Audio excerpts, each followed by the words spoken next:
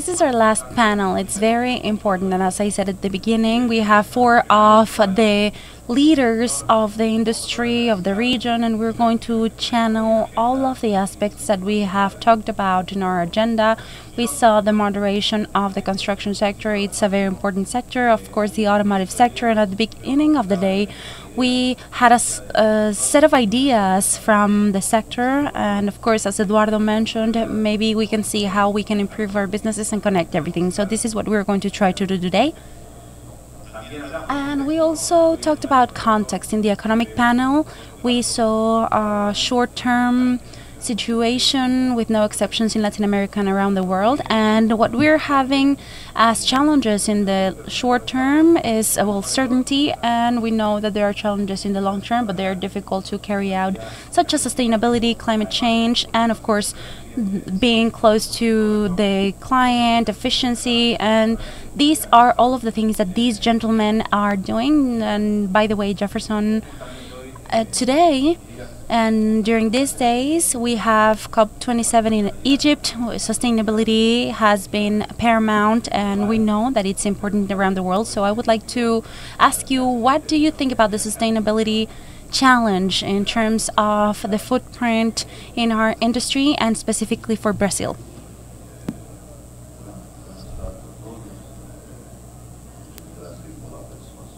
Thank you so much, everyone. Thank you for inviting me today. And we agreed that we are going to speak in Portuguese, so I'm sorry, I'm going to change to Portuguese.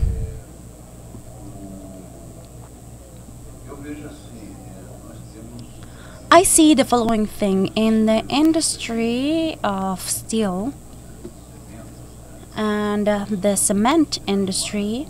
Well, these are the most polluting industries around the world. So to start, in the steel sector, worldwide, we have a huge challenge in front of us.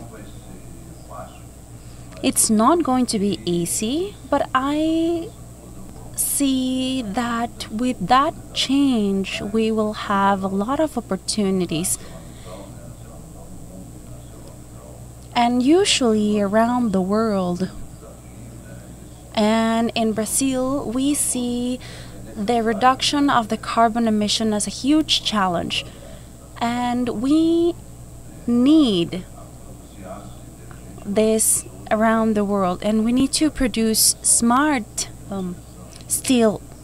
And this is very related to what we can see in our own business. And this is why we're here today. We're producing steel. And I can see the way we are created. There is a generation of CO2 that is very significant in the steel sector. And we're going to reduce, we are going to achieve our neutral carbon goals for 2050. This is a very important goal to achieve around the world. And we can see it in different phases. The first one is the phase where we will still change some processes, some equipment, and that's going to be up to 2030. And so that you can have an idea, the steel sector already invested in R&D. It's around 500 million euros in R&D in Europe mainly. And our calculation of reducing 25% of our carbon emission is there. And that's for the 2030. The investment of steel and metal is around $10 billion. So this is a very important challenge. It's a very strong and a huge challenge, because that is going to help us change our carbon footprint in steel production. And of course, it's not going to be the same in 2030, but in 2050 we will achieve our goal of neutral emission goal, and we will see very strong changes throughout this process around the world. We will have to change several processes, and currently we have agreements in Europe and in Canada Alacero Metal in Canada had an agreement with the state and the federal governments and the national government, and we will invest $1.8 billion Canadian dollars in the following 3 to 4 years. We will reduce the use of electric ovens, etc. So this is something very important for the steel sector in Brazil and around the world. So we are going to need significant investments, and I realized that we cannot do this on our own. We are going to have to work with the vendors, clients, with the governments, with companies, because the challenge is huge and the investments are very high. So at least in the metal and the steel sector, we are very clear on our path for 2030 and 2050, and we know that we will achieve our goals for those times. Thank you so much. We know that we need to work together with the public and the private sectors in using technologies as well. And I would like to remind you to add the QR code on the screen so that we can receive the questions. And please let me know who the question is for. And I would like to hear questions from the audience. These are anonymous, so this is like a more interactive panel. David, are you happy to be here in your own land? I would like to talk about something about the main industries in Mexico and main companies. We talk about your company having 17 different plants, not only in Mexico but in the United States, and it's a very complex network that you have. So sometimes we use a very wide concept that is innovation. I think that we need to be innovative, and we mentioned sustainability, and we always need to be with the latest technology, and we also need to think about our clients in that sense. What do you think about this? Well, that's a great question. This year we will be 70 years. This is our 70th anniversary. It was founded in 1952, and in our DNA we have two main things, and this has always been part of our DNA: innovation and constant transformation.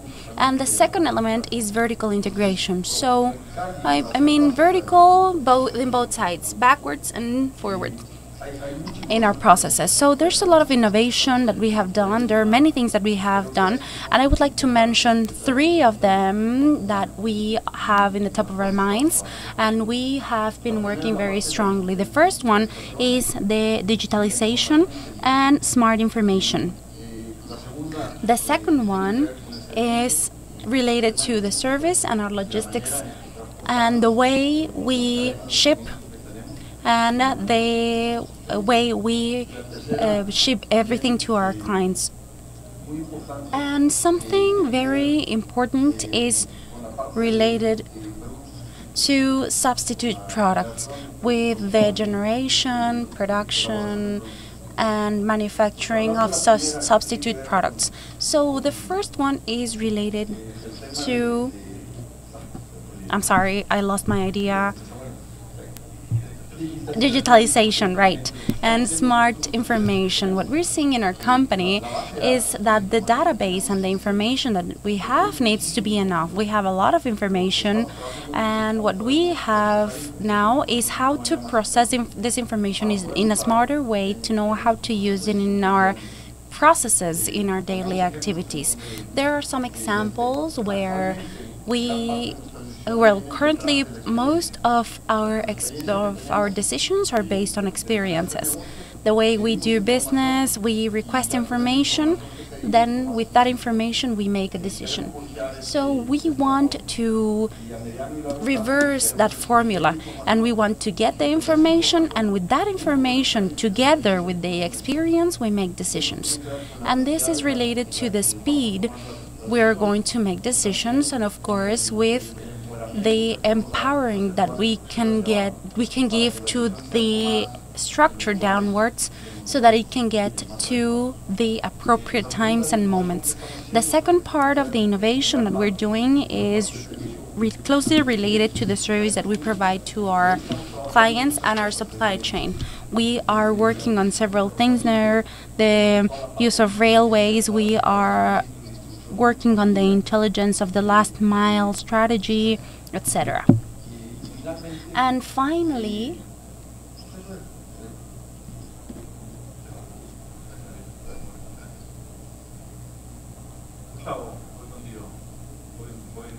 well, I'm going to start in Spanish and then you're going to continue in Portuguese because, well, they have the translators. And we're going to talk about talent now. This is a critical part for our industry as well. It's getting more and more important. We're competing with a lot of industries, and it was difficult to collect talent in our industry, but now it's getting more difficult. And now, as a leader of Gerdau, not only in Brazil but in other parts of Latin America, what do you think about this? How do you think we can do things differently to keep moving forward? Well, good morning, everyone. I would like to start by saying that I'm very happy to be here. After 3 years, you're healthy, and well, we went through difficult times during the pandemic. And my condolences for everyone who lost family and friends during such a difficult time. So my condolences to all of you. And this is a great question. And to answer, I would like to ask another question to the audience here today, and for the ones who are listening to us virtually. Because we are CEOs, leaders of companies, of projects, and I believe that this is a question that is very appropriate. If you take into account the last 12 months, how much time have you invested in the situation of people, in people themselves, in attracting talent, going to universities, business schools to talk with the engineers, to talk with the students, interviewing people to get hired, so that they can get hired by companies, maybe talk to the students that usually go to your companies, spending time in mentoring, coaching, reverse or inverted training. How much time have you invested in that sense in the last year? And I ask you this question because if you say that it's been less than 60%, believe me that this is not going to be something that you can solve.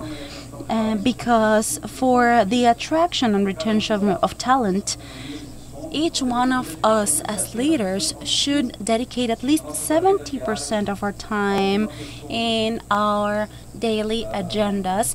We need to dedicate it to people, and this requires maybe a new perspective and the way we act as leaders in our daily lives. If we don't know how to delegate and how to create horizontal structures in our company so that we can give autonomy to people and have enough time to solve these issues about the attraction and retention of talents, in my perspective, that's not going to be solved.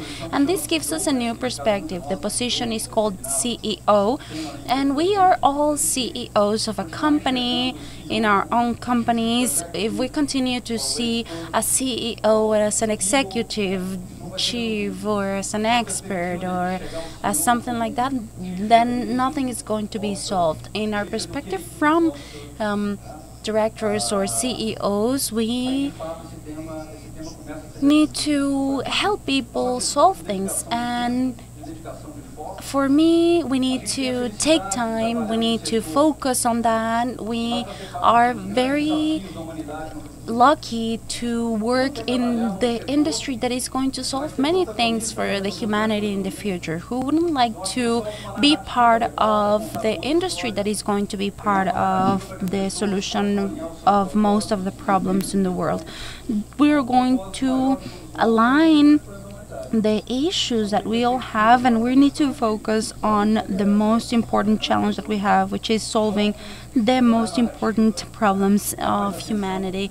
And my question is already asked. We need to focus on that, and I know that there are talents that want to be part of the solution for the problems around the world. You asked a very interesting question to your audience, and now I'm going to ask you a very difficult question. Well, it's not that difficult, actually. Well, it's in the introduction we talked about the geopolitics and how the invasion of Russia to Ukraine is going to affect, because it's a very intense situation. We don't know when it's going to finish. And in the short term, as I mentioned, maybe in the midterm, how are we going to see an improvement of our overview, and what are the things that you would like to advise for the short and the mid and the long term? Oh, you said it was not going to be a difficult question. Well, I know you're right. We need to separate two things. There are sometimes uncertainties or storms and opportunities, as I see it. In the short term, I believe that the biggest danger is the economic crisis. The most important question is, if there's going to be a recession, how long is it going to last, and if it's going to last long. I know that there's going to be a recession, but the second question is more difficult to answer. How long is it going to last? Well, I think in Europe it's going to be much more complicated. In China, well, it's going to depend on how the Chinese government reacts to the crisis of the different companies, and if they're going to continue with the COVID policies. And I think that the Americas and the United States could be saved and face a maybe smaller recession, but we need to get prepared to a 2023 that is going to be a little bit more difficult. The tools that we already know about, that are very well known, can be used, but in the long term, we talked about the COVID, about the war, and I see very strong opportunities for Latin America. I know that the world is changing in a very significant way, in a very drastic way, and it's not related to COVID. I know that there are many factors that helped change and modify the mindset of different countries, mainly the United States, because they started with the movement of getting out of hyperglobalization, and I believe that it damaged many economies. Brazil is an example, Argentina is another example, and we need to go closer to nearshoring, friendshoring, or whatever you want to call it. And United States have realized that these chains need to be closer, and they need to be in places where the rules of the game are much clearer. When I saw the presentation from Andres Malabud that talked about Europe and the war conflict, Ukraine, and well, the invasion from Russia to Ukraine, and how Germany has based its model on imports, how they have used this model of gas imports from Russia. How were they so blind to do that? And I would like to ask, how is a company such as the United States, from the market that they had 95% of semiconductors, the most sophisticated in the world, to be based on an island that is on the other side of the world, that is 100 kilometers from the most important country where they have a conflict? So if there is a situation, you're going to be out of semiconductors because, well, it's going to be a problem. But now we are seeing that these chains need to be closer, because we are going to be talking about steel and about the relocation of chains. And I believe that the challenge, and something that was mentioned in the previous panel is how we're going to make governments work with companies to make this possible in our own companies. Because it's not just having the will to invest, we also need to have certainty, we need to have the infrastructure, the energy, and everything needed to make these investments come. But I'm very optimistic that this is going to happen, and this is an opportunity to reassess our businesses and to reassess where our investments are going to go.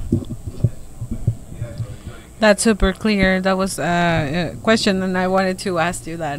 So, Gustavo, if you had to choose today, let's say shorter term, 2023, 2024 tops, in your regional hat, not just Brazil, but the situation, as we spoke several times, it's uncertain for Latin America. We have the pressure by the US. What are the top three problematics or concerns that you have for the shorter term at Gerdau? I really like the point that Jefferson highlighted, especially for the several problems that they're facing. And we are at a level of collaboration that is a lot more open than what we had earlier. Not just between each other, that we are going to continue to the short term on compliance and following the legislations, but also looking at our vendors and our clients. I think that we can create new perspectives to solve the different problems or the bigger problems. Otherwise, we are not going to leave where we are. So I thought interesting how Jefferson mentioned that we are going to have to bring a new level of collaboration. And I think that's a big challenge for us. I think it's the biggest one, Alejandro, for us to move on to the next phase or the next moment. To talk about something simpler, something that's not completely related with our business. Just to give an example is security. It's just an example. I think I'm very impacted, and it's unacceptable to see countries like Brazil, for example, where 2,500 people a year die in work-related accidents. So all of them die for that reason. So if we imagine that each family in Brazil has about 4 people, there are 10,000 people impacted who lose a relative, and a part of that is in the construction sector. So how can we collaborate more between each other, between companies and clients in the sector, so that we can solve problems like that, like security or their safety? It is a challenge that I think personally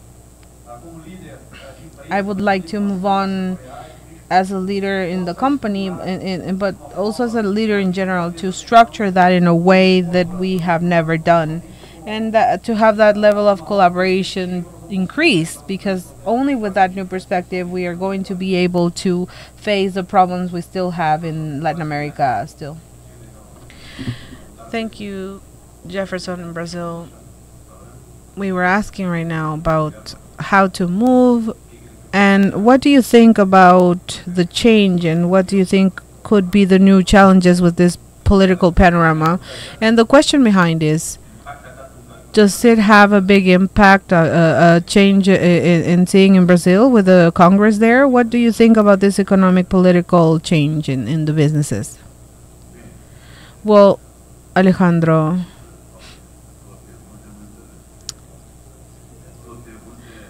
your question is very good, but look,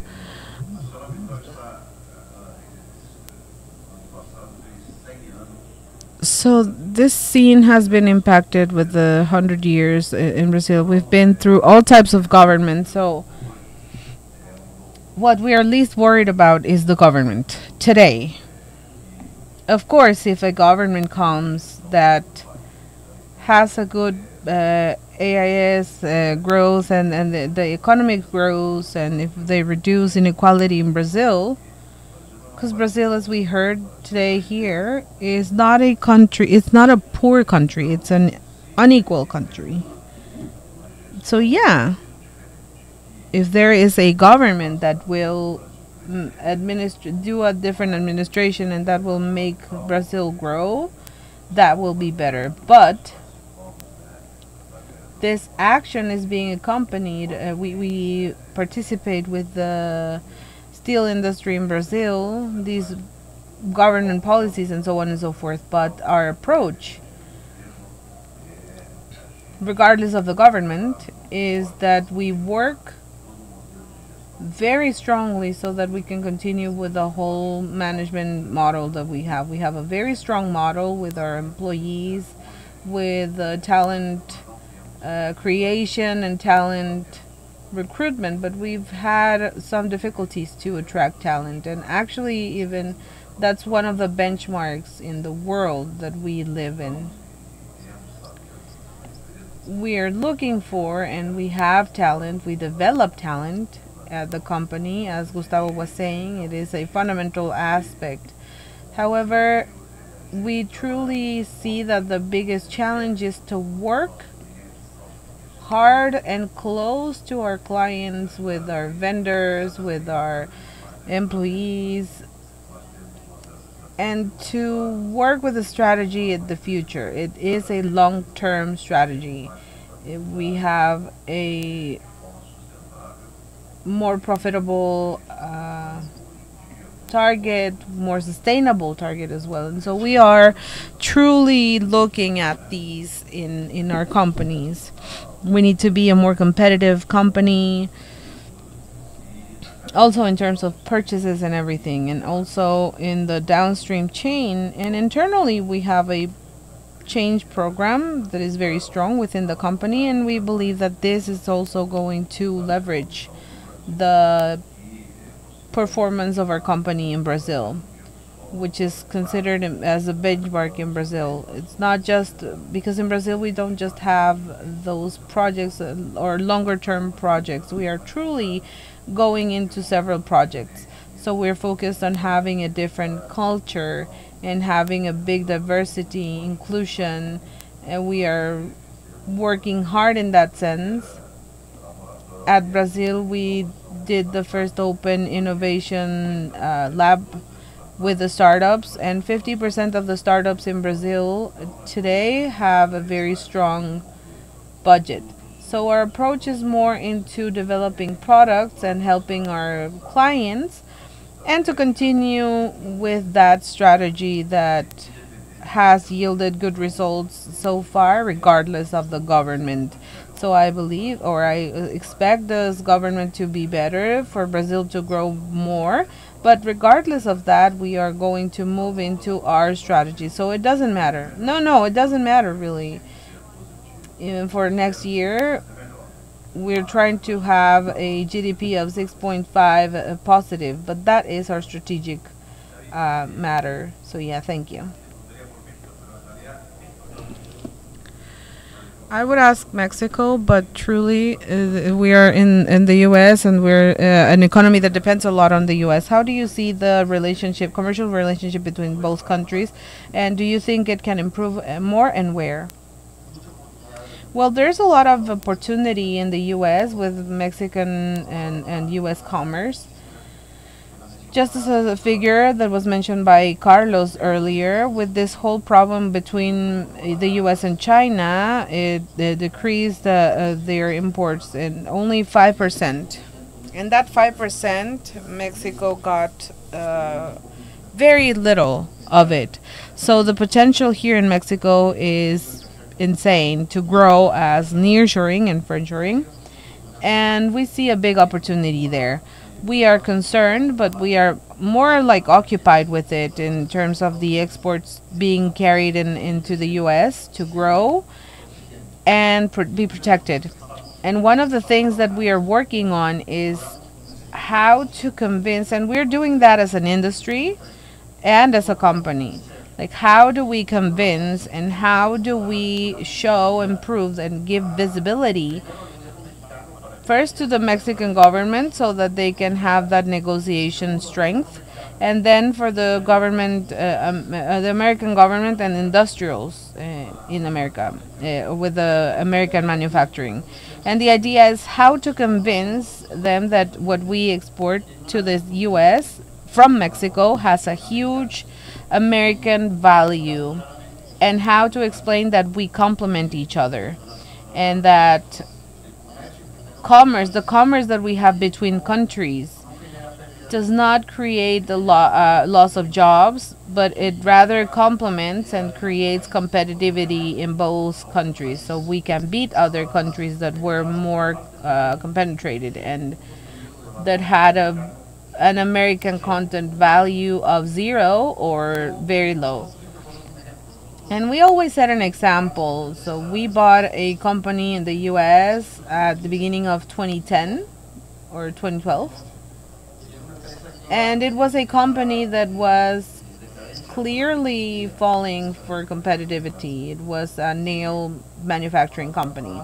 So when we bought it, it had under 100 workers, and that complemented with imports of Mexican steel towards the US. And so we can grow that significantly to more than 500 jobs. That complement or that complementation that we can do between industries, we are trying to promote once again towards our Mexican government so that it's stronger with negotiations, and also the industry and Mexican American government, so that they are more and more convinced that Mexico is a complementary country that creates competitivity for them. I think that would be it. Yes, it's an opportunity, absolutely. Well, I have a few questions from the audience. Please take the QR. We still have some time. And the maximum here, I'm going to connect two into one. Raul from Argentina is asking about things related with the investment and projects for 2021 for the lowering emissions of CO2, the ternium or the industry. No, ternium. And one that's similar with the topic of the waste between 2013 and 2028, the waste and emissions and all that. Well, for that, we have a plan for 2030, as everyone who is here, and by 2050, where we are going to try to be carbon neutral. Of course, we still don't have that technology, but reaching that by 2050. But 2030, yes, we do have a lot of investment, and we're moving towards producing more steel under the pathway of direct reduction. As you all know, I think Ternium has a technology that is HIL, and it's being made by a company, our cousin company, it's Ternova, that was created here. And what that technology does is reduce the iron mineral to be more ecological, and also it prepares those plants for one day if we have competitive green hydrogen to replace natural gas with natural hydrogen. We already use that technology in Mexico. We issue less, but that strategy, how does it change the high furnaces towards producing with a technology that at least issues half of high furnace for AHL, and actually 43% of that industry is high furnace. So that is the big challenge we all have, and the change in pathway for 73% of this is investment of trillions of dollars. So it is unmanageable to think that they will be done, but we need to keep investing as an industry to see how we are going to create opportunities so that the change happens faster. Again, Mexico has abundant natural gas. We are in that pathway. We will continue to go through. Argentina with Vaga Muerta has that opportunity too. Brazil for us is a bit more, and I think Jefferson and Gustavo will agree, is maybe the most challenging because Brazil doesn't have natural gas. So the transition fuel for decarbonization is through natural gas, and that is going to take longer in Brazil. It will be more complex. So we need to be more creative, but that is the pathway. About the waste, of course, that will continue to be a source, a very important source of usage in the siderurgical or metal industry. The problem is we don't have enough of it to produce all of our recycled steel. It will only be useful at 15 to 20% of the steel that we need to be, from junk. So that will be a consumable. A lot of the metal industries are continuing a path of integration with junk recollection. It'll take time to see if that is the model to go for, or if we will have many independent waste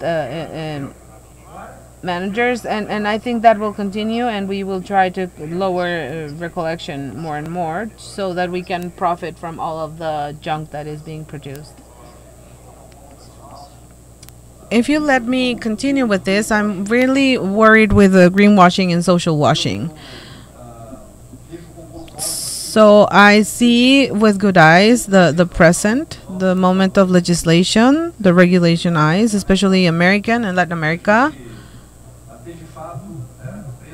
So we actually have companies, when several of our companies present here are making plans, very specific plans for reducing greenhouse effect gases, so that by 2050, with a very aspirational objective, I agree with that. But what I would really like to see in the next few years is for those companies to set specific goals, feasible, adoptable goals that show the commitment towards the reduction of those gases in a shorter term. I think that is the topic that we need to follow up on, and I see that with very good eyes and very positive eyes in what is the increase of legislation, so that, as it was commented here, those companies are valued for the dedication and effort and the resources that they're bringing to reduce emissions.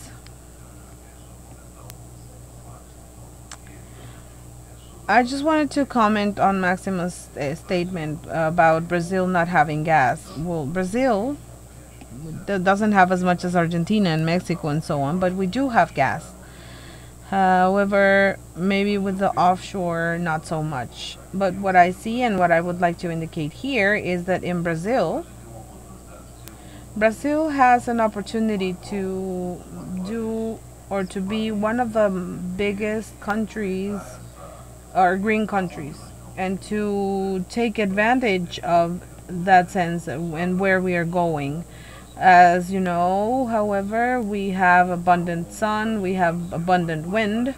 So today, Brazil, almost 30% of the energy generation in Brazil is wind and solar, with over 60% of hydraulics. So there's a 90% of electric generation that is already renewable. So I think that gas may not be that much, natural gas, but we are huge hydrogen producers, and I think that would be a great renewable energy. So we at this group see Brazil as a country with a big opportunity in the future, as a green country.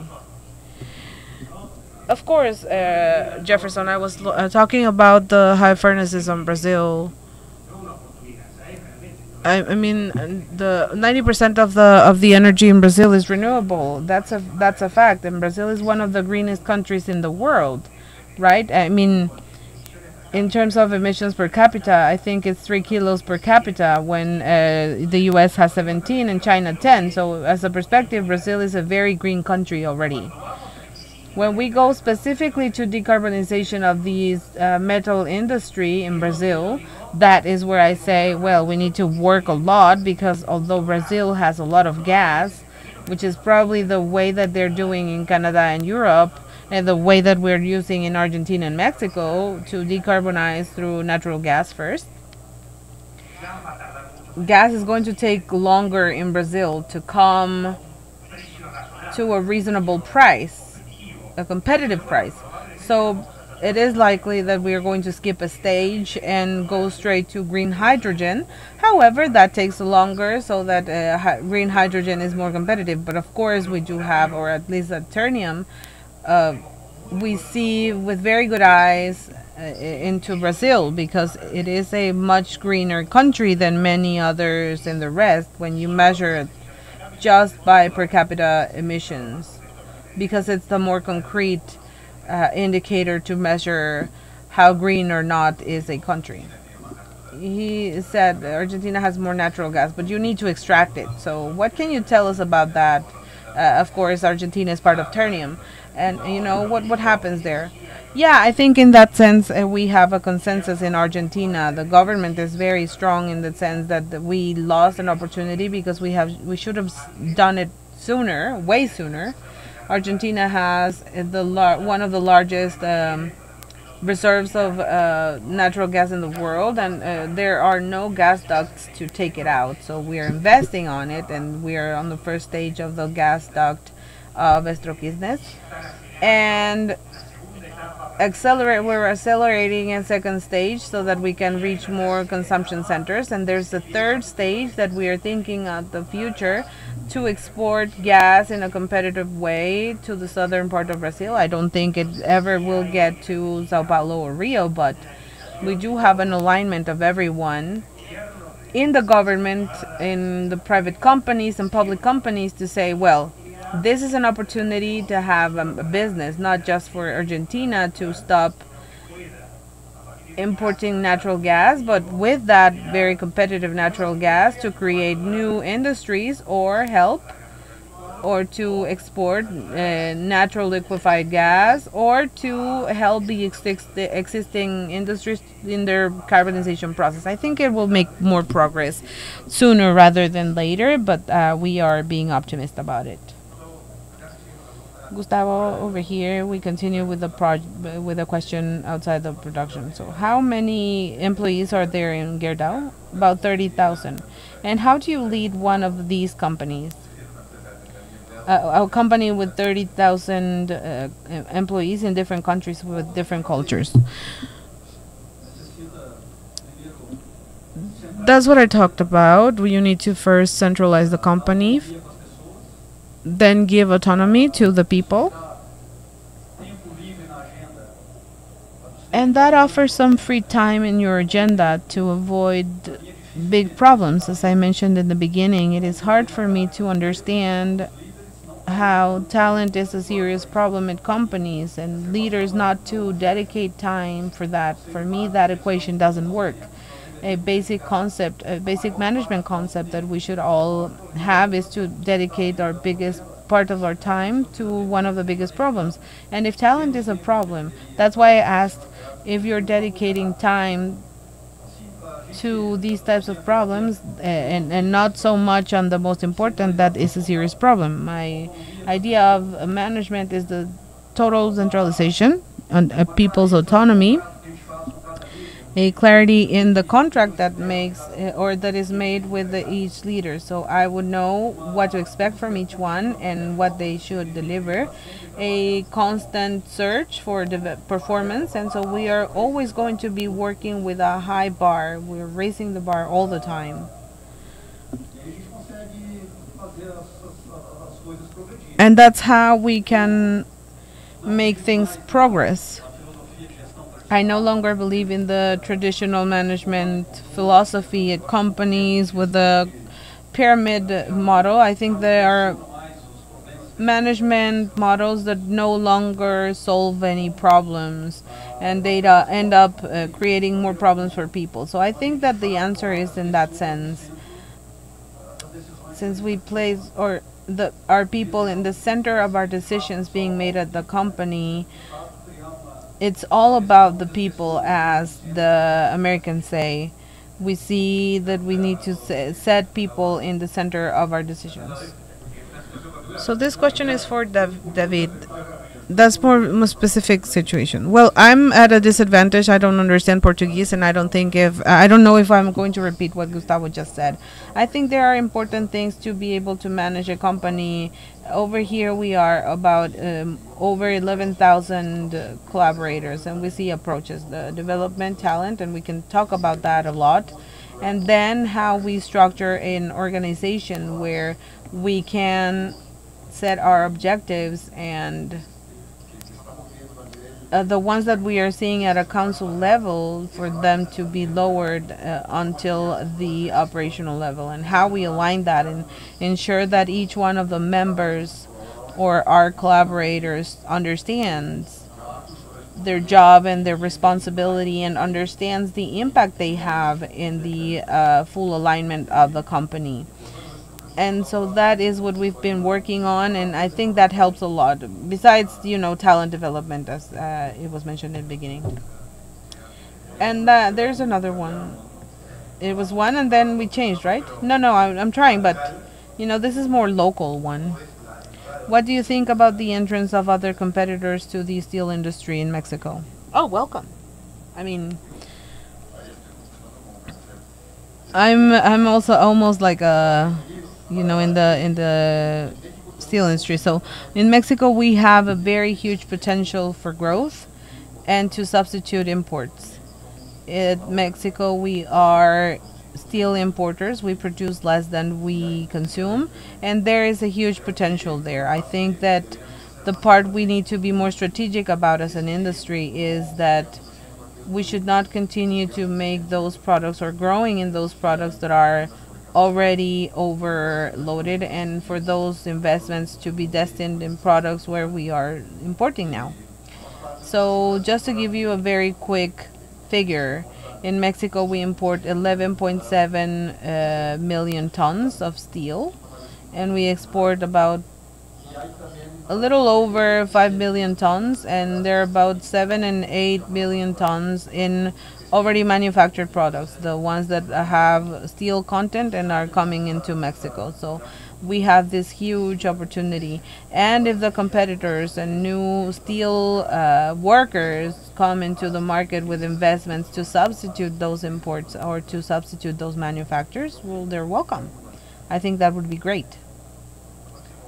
Maximo, we're being seen by many universities, university students, and companies from our clients. This is more about your personal career. Of course, there's no exact answer, but we would like to hear you. As I said, you lead 4 huge companies with really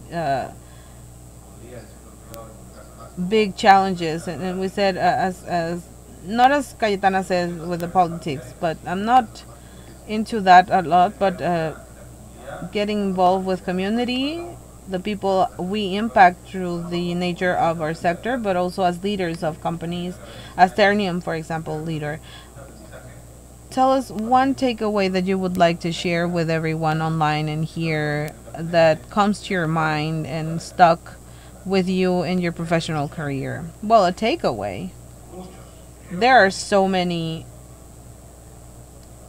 I think takeaway or advice that I think I kept the most is when I had, as a company where we were handling back then, we had a big problem, and sometimes you think you cannot get out of it, and someone close to me said, everything bad that happened is important, but it's more important to see how you react towards that problem. And so you also need to do an acknowledgement work. And so, okay, that didn't happen, but it's important to see the reaction facing what's bad, like that problem. Small, in this case it was a huge problem. I mean, it's the one that I remember the most. There are many other learnings, but this is it's a takeaway. So it's a phrase, yeah, someone who gave us, of course, for everyone, if you all want to share. I like to show this other phase, like it's not easy to be where you are. It's not easy to deal with problems and accidents. You spoke about health in a sector where health and safety is not or it is a key issue. So Jefferson, what do you think about that? I would like to know your opinion about it.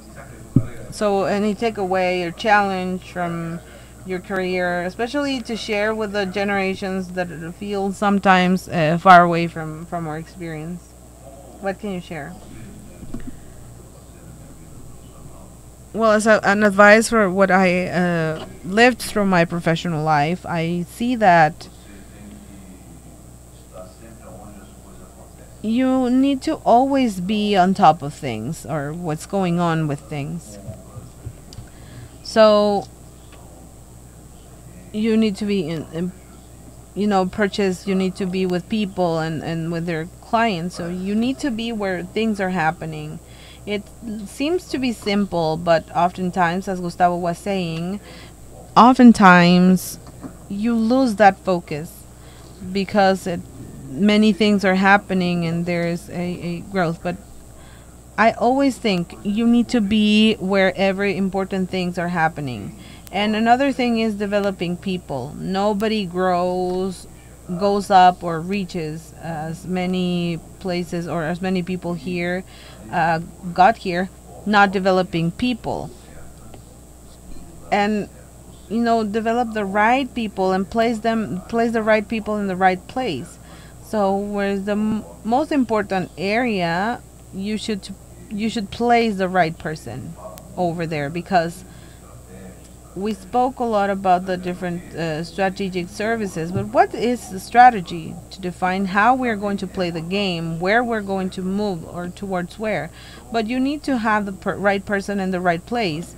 So I think that is the advice I would give everyone, to always be where things are happening, develop people, place the right person in the right place, and have a good strategy. We need to keep an order and know where we are going, where we need to arrive, and also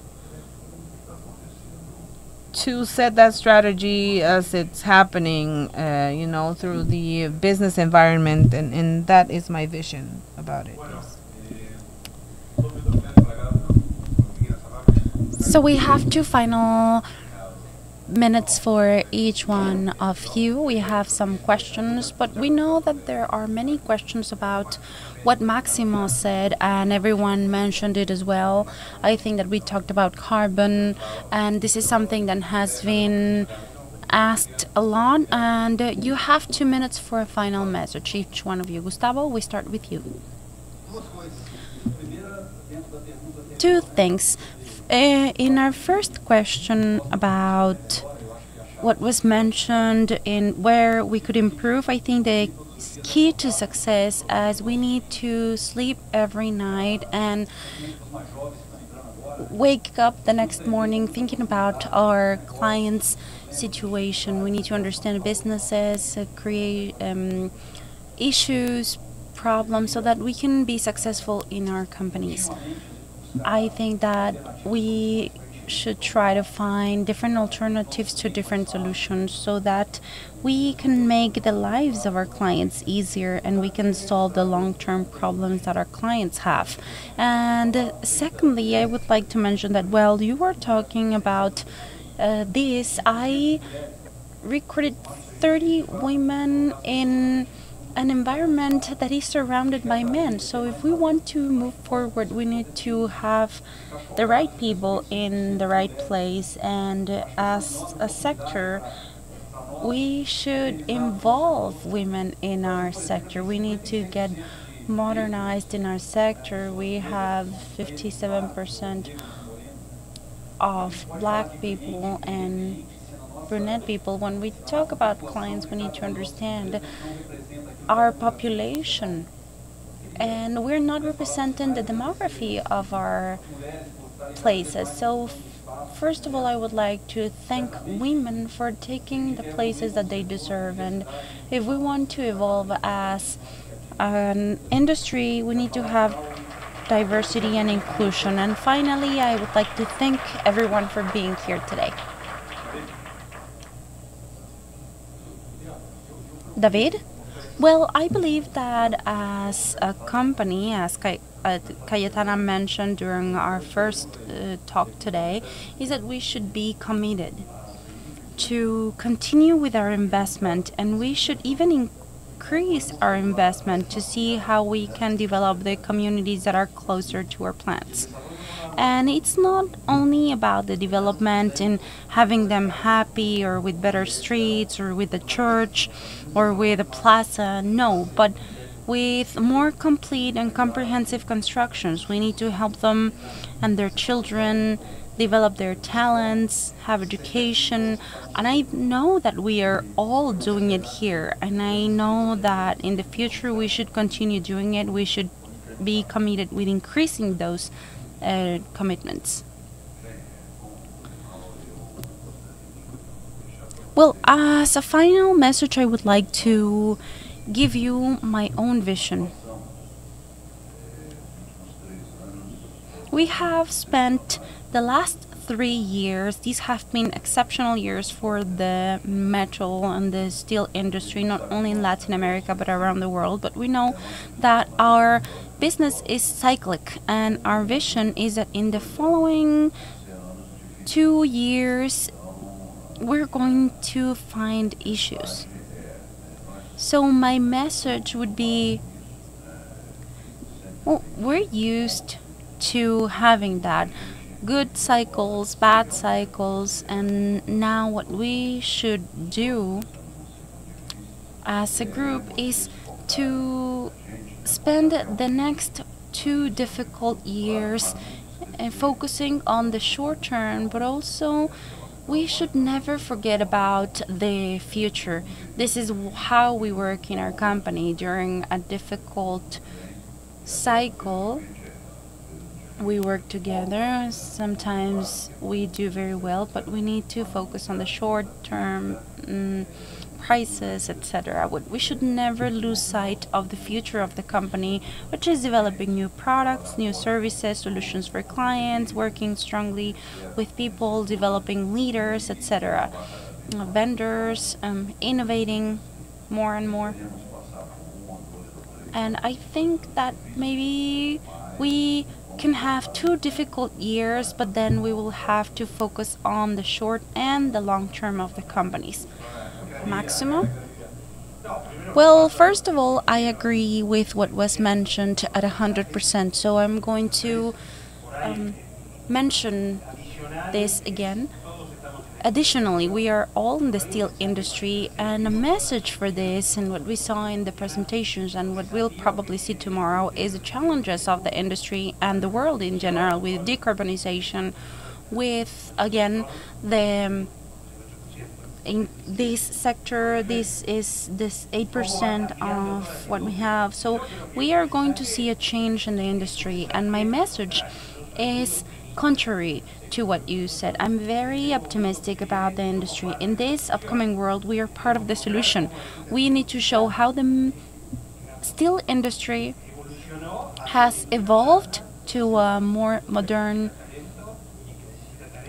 industry that needs talent, and how we are going to foster innovation. If we see a community around our plant, these are communities that are going to be more developed and faster than other different communities. So the entire community grows based on how the industry is developed. So we are also a very green industry. And why are we the industry that produces the most? Because we are an industry that produces millions and millions of products. So there's no cheaper substitute for steel. So how are we going to be part of the solution? How are we going to invest more to get this solution faster? Because this is an industry of the future and not an industry of the past. Well, nothing else to add. Thank you so much. A big round of applause.